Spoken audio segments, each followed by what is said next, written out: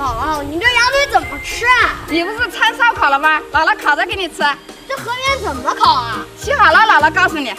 现在给羊腿处理一下，再来切点配料。姥姥，这不就是烤羊腿吗？有什么稀奇的？谁说的？姥姥这是一块味的，你肯定没吃过。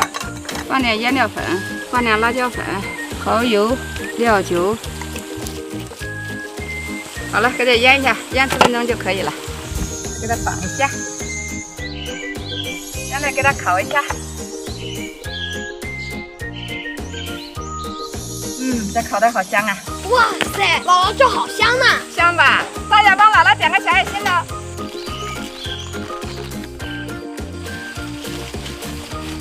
这好香呐！